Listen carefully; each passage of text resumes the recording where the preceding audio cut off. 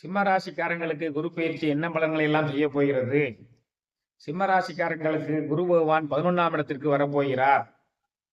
11ஆம் இடத்தில் இருந்து கொண்டு அவர் 3ஆம் இடம், 5ஆம் இடம், 7ஆம் இடத்தை பார்க்க போகிறார். 11ஆம் இடத்துல எந்த கிரகம் வந்தாலும் லாபத்தை கொடுக்கும். அதனால குரு பகவான் லாபத்தை கொடுக்க மாட்டாரா? நன்றாக லாபத்தை கொடுப்பார், சந்தேகமே இல்லை. லாபத்தை ஏற்றுக்கொள்ளுங்கள். அவர் 3ஆம் இடத்தை பார்ப்பதால் உங்கள் முயற்சிகள் அனைத்துமே வெற்றி அடையும். சந்தோஷம் தானே? 5ஆம் இடத்தை பார்ப்பதால் உங்களுடைய பிள்ளைகள் வழியில் நன்மைகள் கிடைக்கும், பிள்ளைகளுக்கு நன்மை கிடைக்கும். 7ஆம் இடத்தை பார்ப்பதால் கணவன் அல்லது மனைவி வழியில் நன்மை கிடைக்கும், திருமண நிகழ்வுகள் கைகூடும், பெண் பார்த்தல், மாப்பிள்ளை பார்த்தல் போன்ற அனைத்து நிகழ்வுகளையும் செய்து கொள்ளலாம். அதே சமயத்தில் அந்த தலையிலேயே உட்கார்ந்து கொண்டிருக்க கேது பகவானால் படபடப்புகளும் எண்ணச் சிதறல்களும் வீண் மனக்கலக்கங்களும் ஏற்படும்.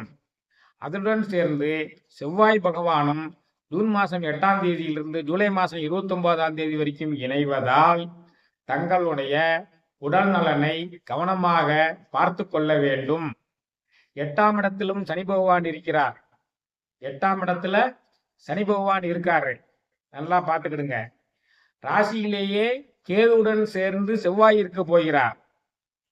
அவர் 4, 7, 8ஆம் இடத்தை பார்ப்பதென்றால் அவர் சனியையும் 8ஆம் பார்வையாக பார்ப்பார்.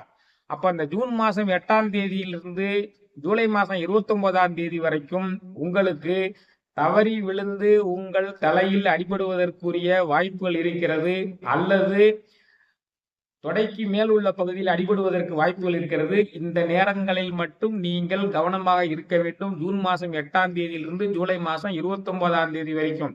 உங்களை பயங்காட்டுறதுக்காக சொல்றேன், தயவு செய்து நினைத்து கொள்ளாதீங்க.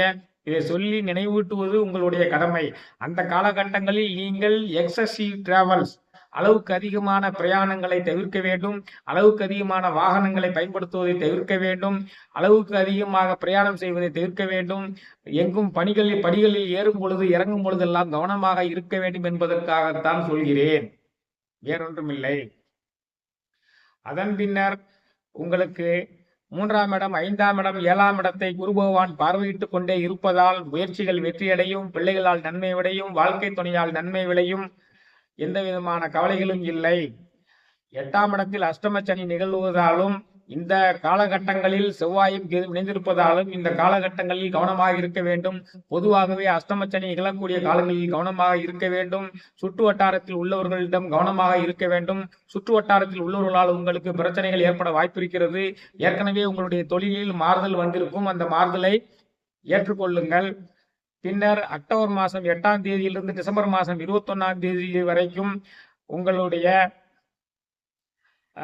12ஆம் இடத்திற்கு குரு பகவான் வருவதால் 12ஆம் இடத்துக்கு குரு பகவான் வருவதால் சுப செலவுகள் அதிகமாக இருக்கும்.